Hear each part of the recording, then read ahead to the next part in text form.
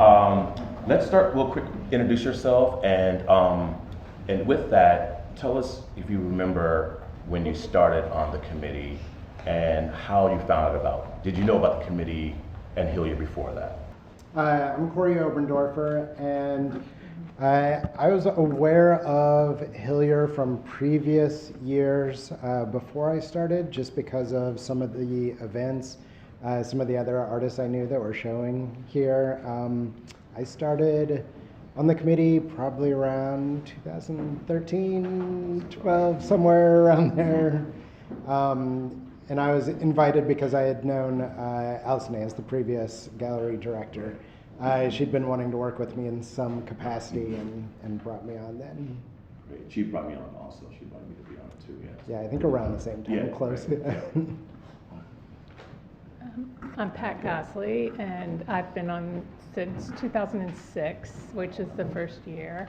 Manon Cleary, who is a figurative painter that lives down the street from me, brought me on. I don't think anybody at that time really knew who I was, but so that's. Okay. It was very different back then. Instead, there weren't these large call for artists that we were assigned to bring people in. Oh, individually? So it was, yeah, Okay, so okay. it was a much different process. Sure, thank you. Amber? So my name is Amber Robles-Gordon. I am a visual artist, and I don't remember who invited me. It was a long time ago, or what I would consider a long time ago. So around 2013, 2014. Yeah. Thank you. Mm-hmm. All right, Laura. I'm Laurel Lukaszewski, and I think Allison Nance, who was the previous director, she brought me on. I think it was in 2018, if my emails serve correctly, when I did the deep dive into the archive. But yeah, so we had worked on projects before, and I'd been aware of Hillyer, of course, since I started paying attention to art and them having shows and stuff. Lots of friends have shown here, and so anyway, that's how it got. Oh, thank you. John? My name's John Paradiso. I'm a visual artist. Allison brought me on as well. I think I've been on since 2013. And I had come to Hillyer for shows and stuff and just met Allison through, I was running a nonprofit gallery at the time. And I run a gallery now, but it's a different one, so thanks. And John, we'll start like this way. Okay. Can you tell us what's one of your favorite parts about being on the advisory committee? Like, what do you, as an artist, you think get out of it? Well, what I enjoy artists being able to have their solo shows and coming to their shows and coming to curators group shows here. So that's really fun. But the thing that I liked the best and sort of interested me at the beginning and still does is, and it's also the pain, is getting like 150 submissions to look through. Because then I get to read how artists that I know who are submitting or I'm familiar with see their work and how they talk about it, and then I'm introduced to a whole new set of work that I might never see. And at the time, way back then when I was running this other gallery, people that I would submit saying I think they should get a show and didn't, I would try to pair 2- and 3-person shows in my gallery from there. So I would also get 150 applications for people who want to show art. So it was sort of a selfish thing, but there were all these people looking to show art, and I would always do 2 or 3 people, so they would never have a problem, because you can't have a solo show within 2 years, a 50-mile radius, that kind of stuff. So I enjoy looking at all the work. I mean, it's daunting to do it, and I will say, if your package is not complete, you're gone, because there's just too many to look at. And but anyways, that's my favorite. Laurel, how about you? I sort of feel the same way. I love just having all of these applications, and I always, whenever I'm looking through them, I always look at the images first, and then I follow through and look at their proposal. And I just am always fascinated how much really interesting work is coming out, and especially when there are people that are just coming out of school, but also people who we've had a number of people applying that, you know, they've had other careers and then they've been working but they've never had a solo show, and so they're applying for a solo show. And to me, that's such an exciting thing, and I love seeing how people pull together both their images and their, you know, what's behind their work. And to me, that's just very fascinating. But I will say, I think this year we had over 200 applications, so it is a lot. It's a lot of images, and it's a lot of reading, and a lot of really good work. And I think that's what makes it so hard. Right. And are you, and any of you can answer this, weighing those applications differently for someone recently graduated from art school versus, or in comparison to someone who's been working, producing art for a long time, maybe taking a break because of family, career, and come back to it, you know, later? That's a very good question. And it depends, because I think that sometimes, I mean, there's always this, you always want to give someone their start.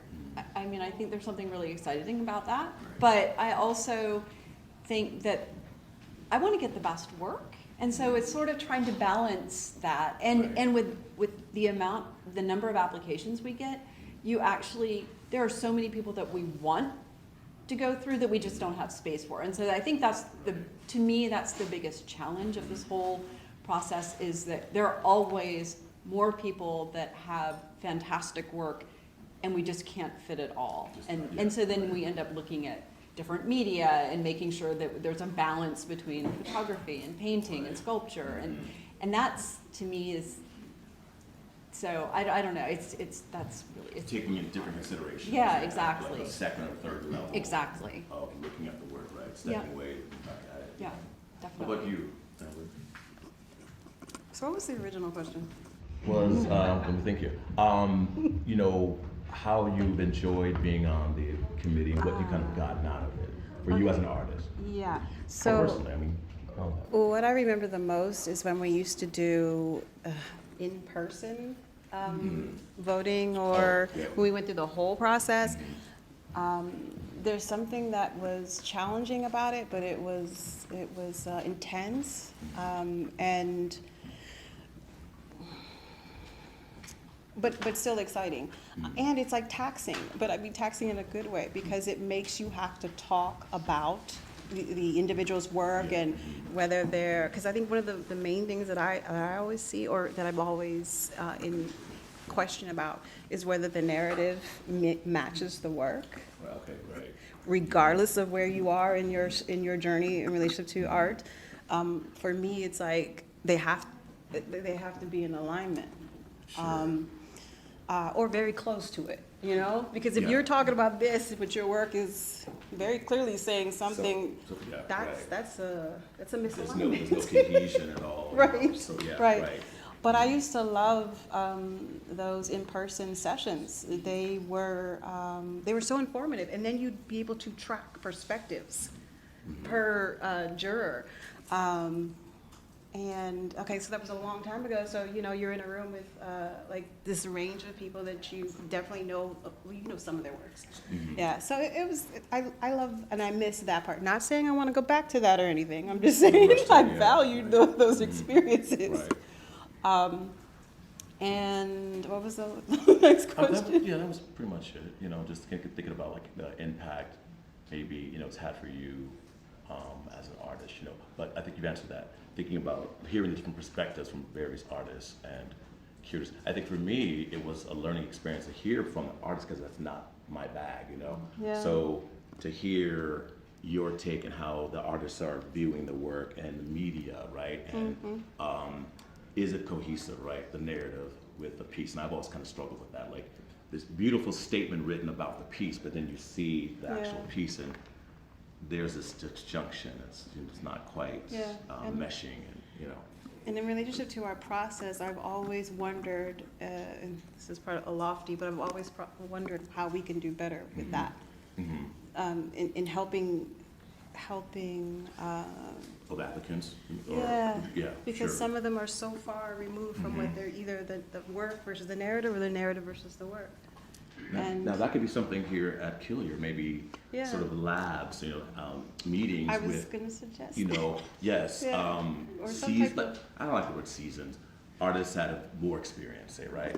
To sit down with a newer, be that someone who's not been working for a long time, coming back to it, or somebody recently graduated, and to sit down and have these discussions one-on-one. Or I think it'd be even very have helpful. like a pre-recorded of how, giving some tips about how to match. Oh, okay. Something that we would give to people, the applicants. Right. Because and it's not Looks like just a package, right? something. Or the guidelines, yeah. Something. Yeah. Because then it's not just one type of applicant. What I find is it varies. It varies in relationship to experience or education. You can still get a mismatched Right. work. Right. So you just reminded me. So one of the other things I really valued was like when we get paired with With the selected artists. yes, right? Yeah. that relationship, that I definitely, and I wish I could remember her name, but I remember that being a really conducive and just positive experience. The exchange that you're able to give the person and that you're able to get from them. Sure. Because it's a two-way street. Right. So And that seeing the I work in definitely, person too, right, is a different definitely than valued. seeing it just in a slide or, seeing it like right there in person, having that one-on-one conversation.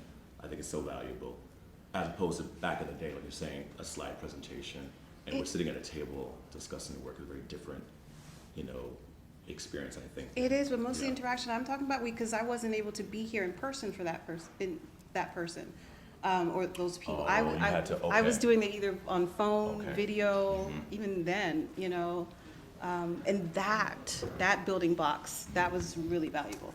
Good, thank you. Pat, how about you? Back in 2006, I was involved with a couple other arts organizations, and from my perspective, they didn't seem to reflect the diversity of this place, and especially an organization with the name International in it. And I can't remember if it was 2007 or 2009, I was at Artomatic, and one of the things that you have to do as a participant is spend 5 hours there on these shifts.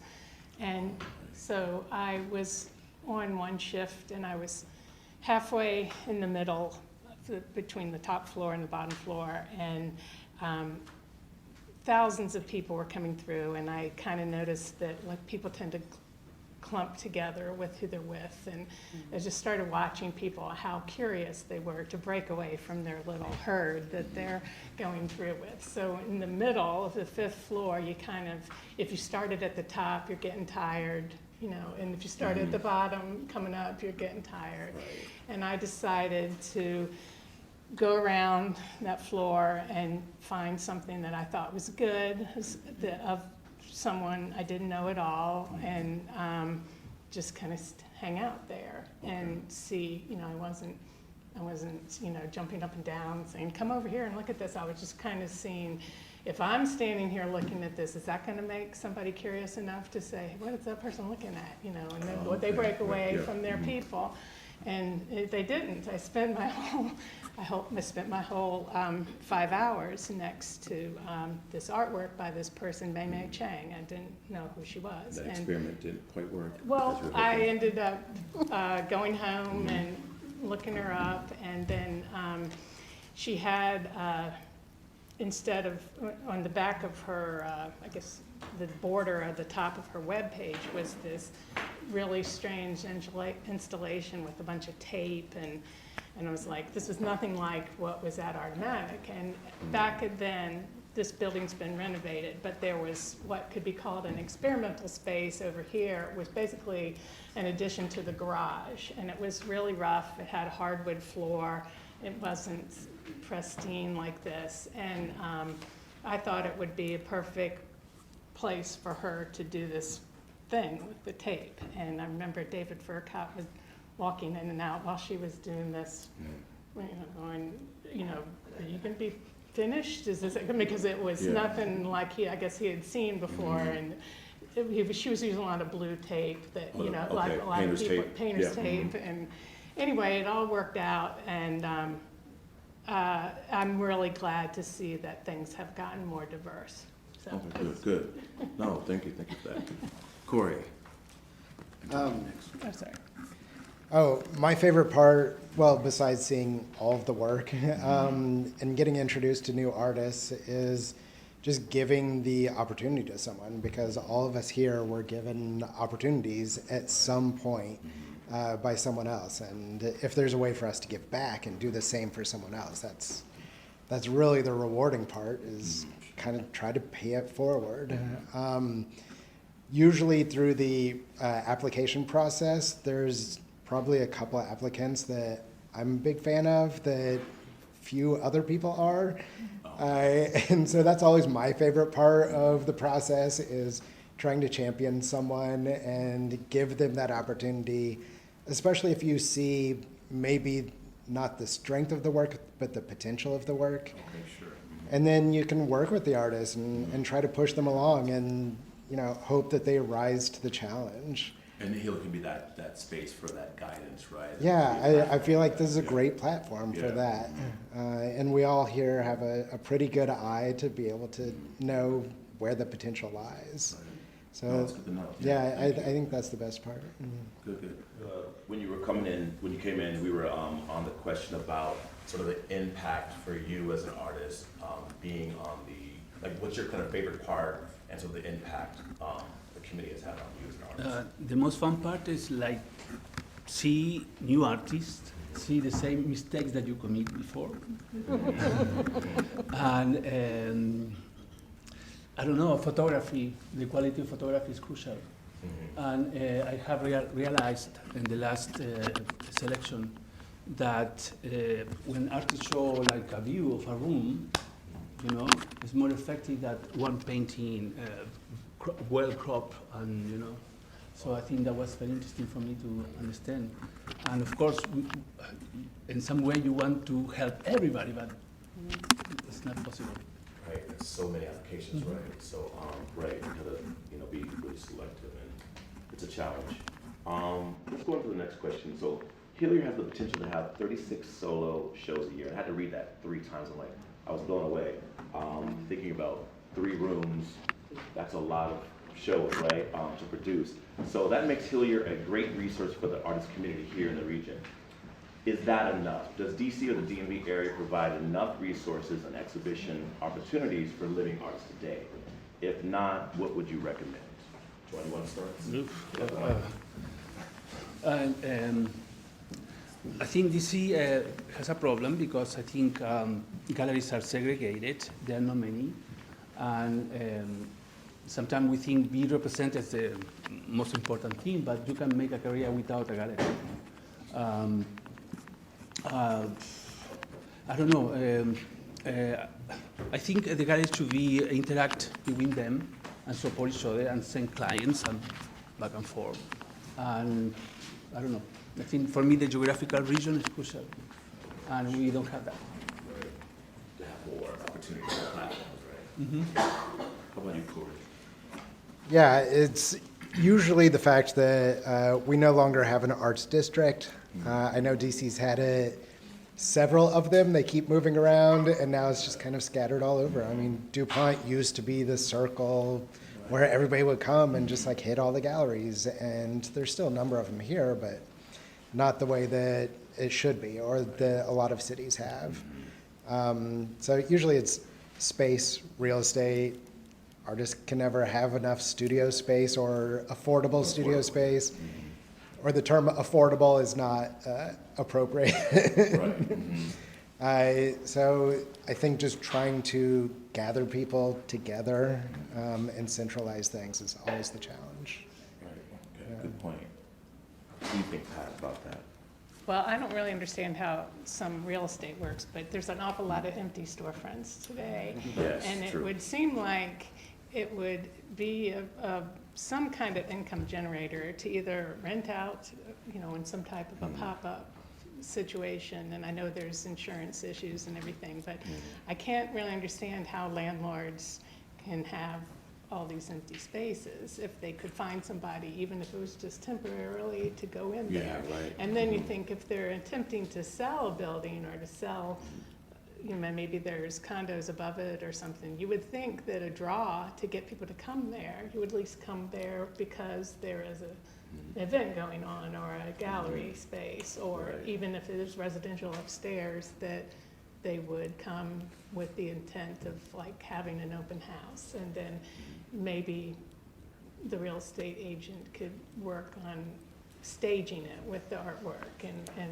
you know, have more bios about the artist or how they manage in the city. And Right. I feel like you used to have more of that, you know, before, and you see that, and it's few and far between, I think, nowadays, you know. And I wonder if there's some way to, you know, is that the mayor's office, an office within the mayor's office that oversees that sure. someone could champion to, you know, get more of those, you know, empty spaces used temporarily, like you said, you know. And I really miss the warehouse down on 7th Street. That used to be a really great place with a theater and just old raw space. So that's, those are really far and few between, I guess, compared to some place like Baltimore that has a rotting industrial core. We don't really have an industrial core here. So, you know, out at Otis Street and, you know, there's very few places like that. And I know that I believe Off the Beaten Path is a former U.S. Postal Service facility, and I think that there might be a lot of strip malls that are begging for somebody to do something with them. Right. So- We think we could, use them until they sell. Yeah, you something know? you just. But I wonder, you know, one of the big issues, like you said, is like insurance and just the liability. That and all, liability and, that they don't want to have to deal with. yeah, you know? yeah. Thank you for that. Still, it could Yeah, work but- with buildings that are up to code. Sure. I mean, you think. there's, at least it sounds like there's some Right. doability But then, of but that then the suggestion, big you question know? is like, then who would carry that policy for the duration of? I mean, if it's a weekend pop up, you know, is that on the curator, the artist collectively? You know, I don't So know, I or the think it would have to building, be would they on- be on the gracious building enough itself, to do yeah. that? Yeah, Possibly. I think it would make sense, because part of the goal is to get people in their space, to see the Right. value of being in that space. Right. And it is right. No, I agree with you Yeah. totally. But I don't know that they are seeing that value. I feel like, right? A lot of them do not. Yeah. Unfortunately. But there's such thing as, what is it, the creative class? You bring artists in, the rest of the people will come. Yeah. We need more of that for sure in DC. Yeah. Because So- DC's small enough to do that well. I think, It you is, know. or to do it better. And I will say, Yeah. DC has come a long way, you know, especially when it comes to the art portion of this, you know, very apolitical community that we live in. And I mean, if you think about it, I remember when DC, where people would like say to me, oh, does DC even have an art scene, you know, beyond what the Smithsonian's provide, the museums. And we've come a long way. However, we still got ways to go. Sure. And I do think that Hillyer is definitely made it a priority, and I think Tim is doing his best to make more events and more interactions, more engagement since he's been here. But I keep on reverting back to looking at some of the submissions. Like, I just wish that there was another way that we can further engage the people that are submitting, because it's not, even if it is help with how to write about your work, Right. how to Right. submit a artist statement, a bio. Clear images with clear captions, and you know,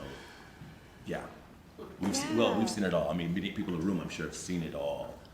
And John, you made the point earlier. You know, you had to reject some because the package is not complete. You know, I've seen the image list was not there. Yeah. I'm like, well, what? I don't have anything to look at here. You know, great statement, a 2-3 page statement, but no images. So Yeah, Yeah. and then, so if and you know, I said it before, maybe some videos, something, so that it's very clear as to what is required, right.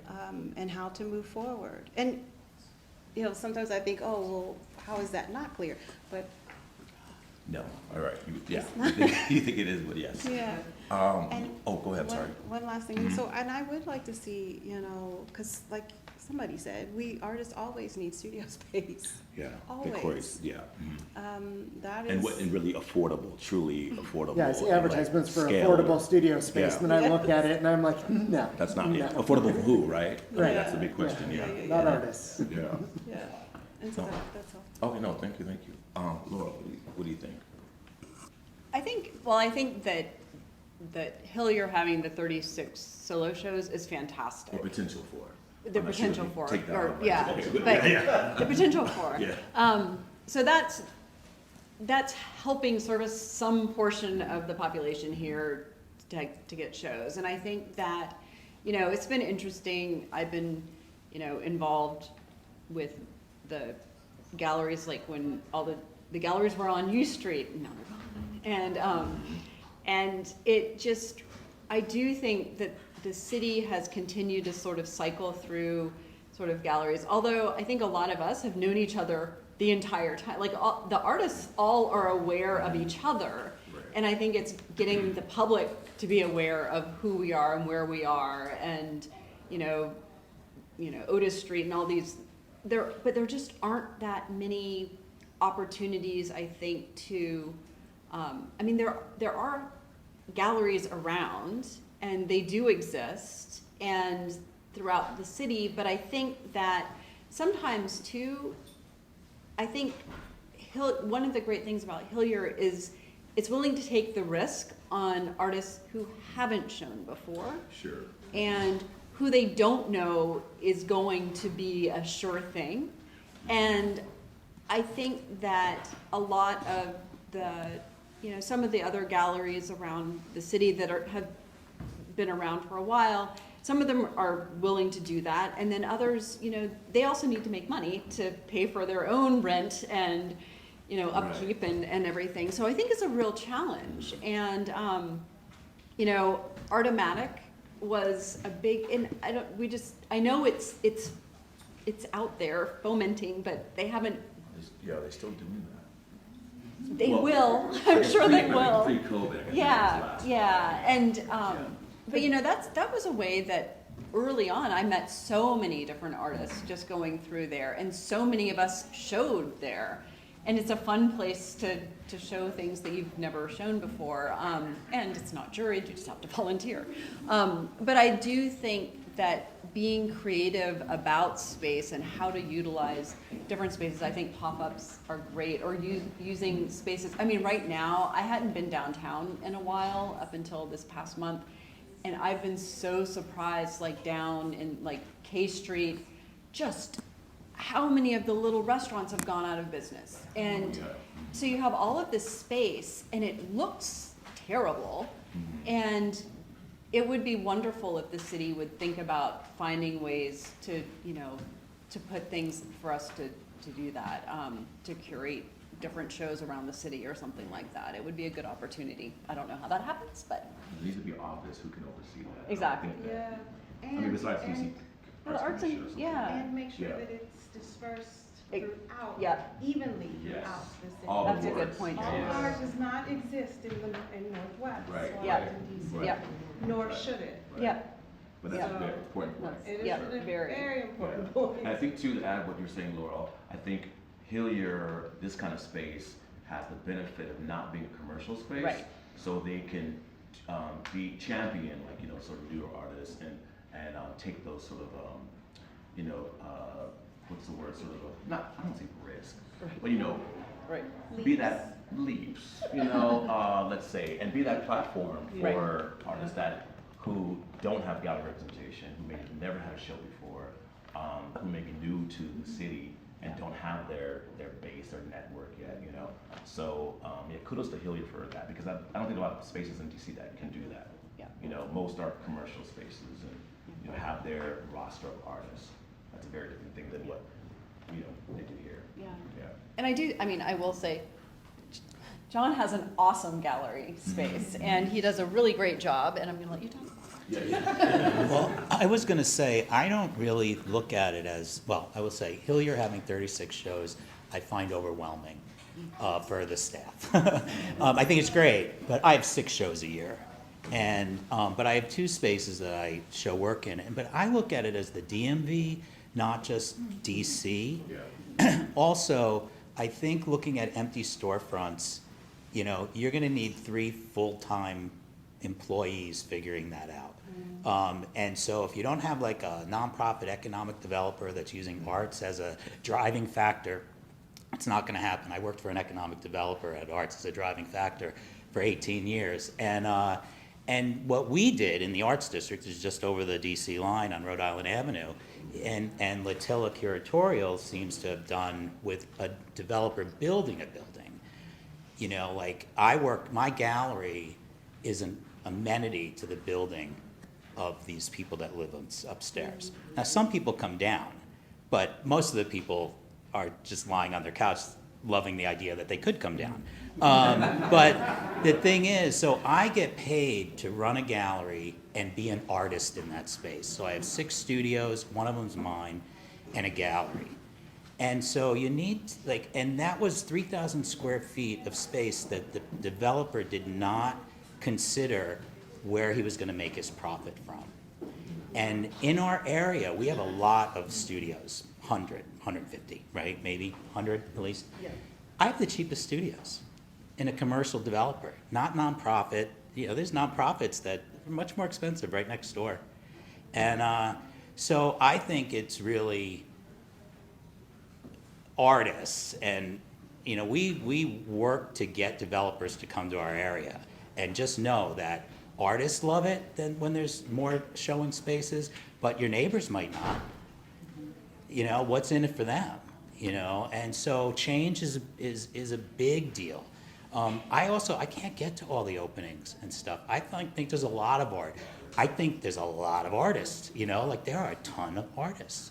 I mean, the 150 that apply here, there's still like 1,000 that didn't apply. You know, I mean, it's overwhelming. So I do like really celebrate the wins, and I do think Hillyer is a great resource. You know, I'll tell you, like working with a developer, I take 15% of sales and give the artist 85%. If I have an artist talk, I make this guy pay out money to artists so they can afford rent.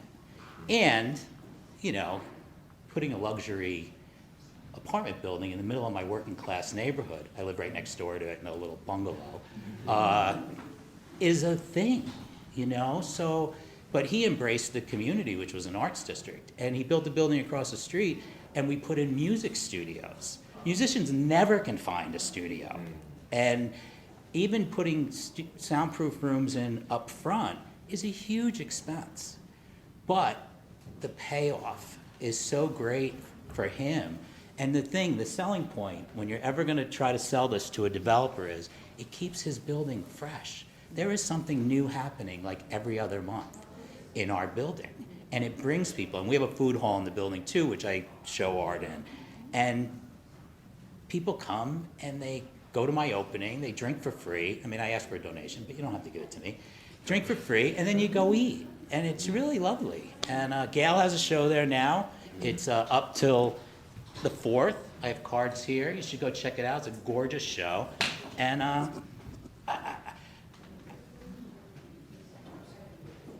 I think that it's complicated, especially a storefront that's empty, because the landlord has his own issues. You know, like empty spaces are sad, and they're sad for lots of people. So I just think they're complicated. I don't think we shouldn't try to do it. I don't know how to do it necessarily, but I think developers, they're the people to get, because they have money.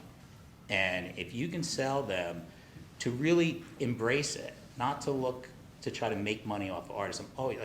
Our rents just went up 3%. And I was really trying to get him to only do 2. And I just kept pushing him, and he's like, well, inflation's up 6.5. And I'm like, but the thing is, I don't want him to take money on the backs of artists. I'm trying to convince him that he doesn't need to do that. Like, if we need to find money, let's find it somewhere else. And 3% is an average thing. It's totally reasonable. And our rents are really cheap. I mean, it's half of what she's paying. You know, like they're good rents. And it's because I fight for that. But you have to have somebody constantly advocating for that kind of stuff. So. Well, no, thank you, John. We need more people like you and more people like this developer who, you know, allow for that, right? And really working with the artists in the community. So, yeah, you can answer this. Next question. We're back to the artist submissions. So, what would you tell an artist that was not selected? You know, what advice? Give me like one or two key things you would tell an artist. Sure. So to me, there are two things. One are the incomplete submissions, or the submissions that just don't mesh. Right. I think absolutely that's one reason. So apply again and think, look at the guidelines and really think about your art and as a package, don't throw in everything that you've ever done. You Right. know, it's like have a body of work that's solid and a statement that's solid, and that's really useful. But I will say, and I think all of us will agree, there are artists that we would have loved to have given shows to. But, you know, if you have, you know, if we had 20 ceramic artists applying and 50 photographers and, you know, a handful of painters, and then you just can't give everyone a show, even if every single person had amazing work. And some of the discussions we have on the panel are very long and involved about who we should choose. And that's where you're looking at where they've shown again, or have they ever shown before, who would benefit most from it. But it is, I will say, it is very, very difficult. And also depending on who's looking at your application, depending on what their background is, that can have an impact too.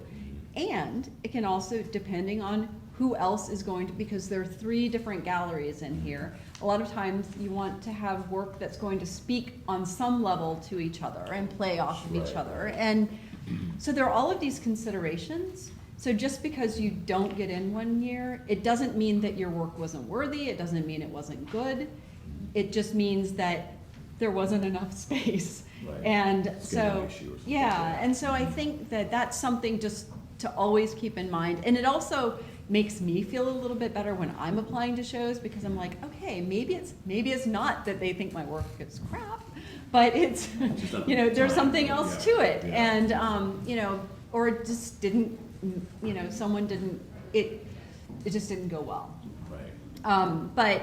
But honestly, I think there are always people that are applying that were like, we wish we had more space, because we would absolutely love to have them. Right, sure. And so and I think that's the hardest part about this, quite honestly, because I don't want to say no to anyone, you know, and obviously we can't. I mean, 36, which is a whole bunch of shows, we had 150, 200 people applying. And so even if everyone had been fantastic. Right. So that's why it's like, so always apply. Keep applying. Keep applying. Right. Yeah. I think those 2 key things you said, you know, a tight application that's, you know, it's complete, first of all, and a really tight narrative and you know, statement and images, you know.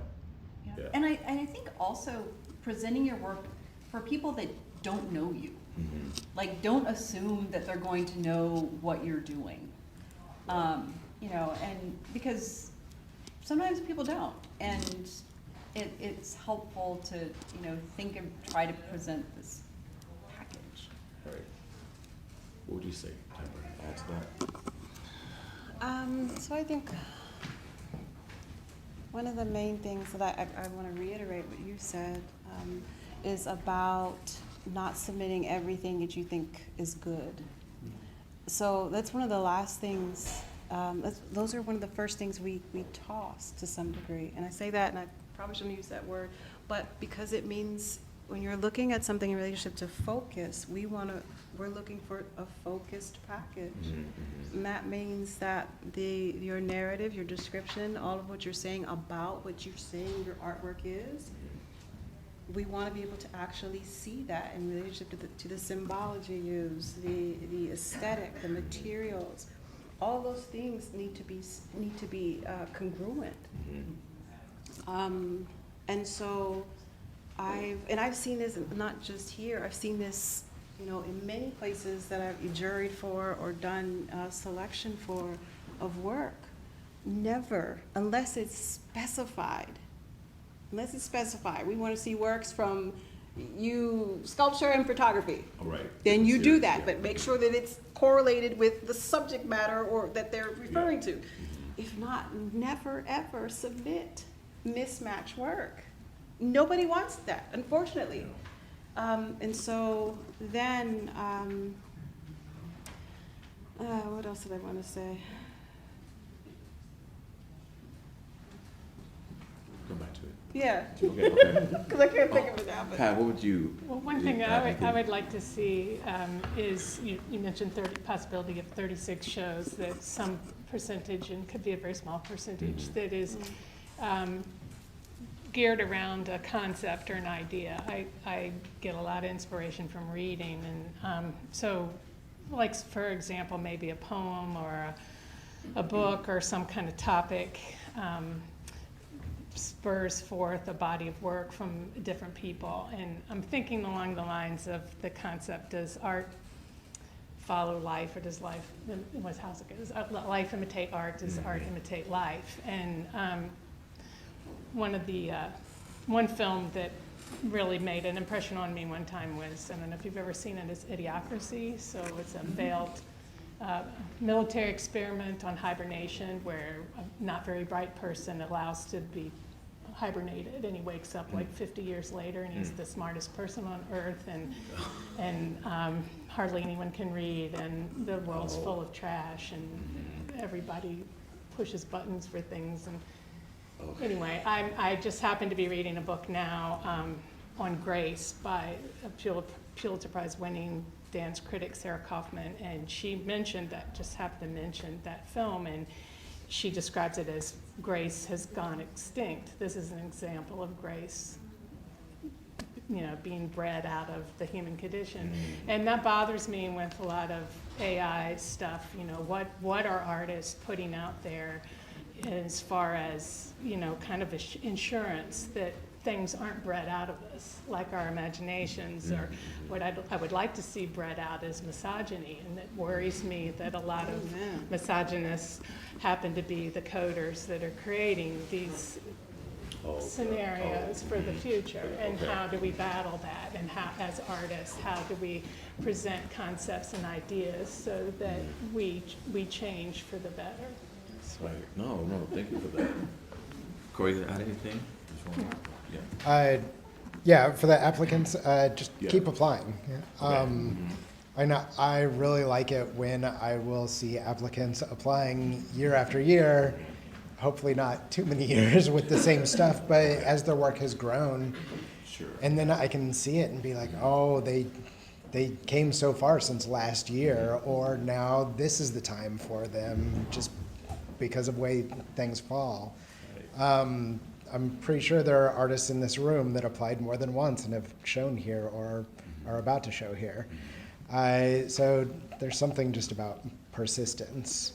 And also reach out to other artists and get feedback on your applications. How do you write about things? How do your images look? Right. And also, most importantly for me, is sincerity when you write about your work. I don't want all of the, art world slangs and, I went through grad school. I know what they say you're supposed to say, and most of the time it's just not sincere. And so think about, what does the work really mean to you?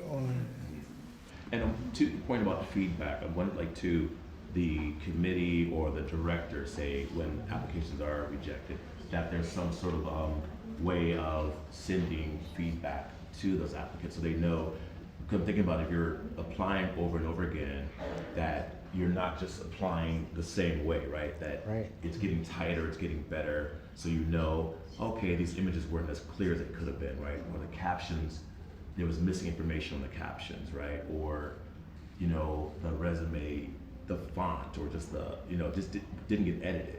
So those comments are in there somewhere, so the next time they apply, they're fixing at least that one problem, and there may be like another problem later, maybe. So, yeah, But they're we need a lot fixing more their- staff to, Yeah. to be able to give that Yeah. feedback. Remember, that's like two Yeah, separate applicants. which would be great, but, No, you know. right, that's true. I was just thinking about that, you know, so, I'd- yeah. I always like looking at people's things and helping them out, you know, as long as it's not a huge waste of my time, but, you know, ask other artists, other established artists, or someone that you know, worst case scenario, they say, no, I don't have time. Like, reach out, ask people for help with that stuff. Well, thank you. Do you have a little time for folks who may not have seen the show? They can walk around before. Yeah, let's do that. But thank you all for coming out tonight. Thank you so much.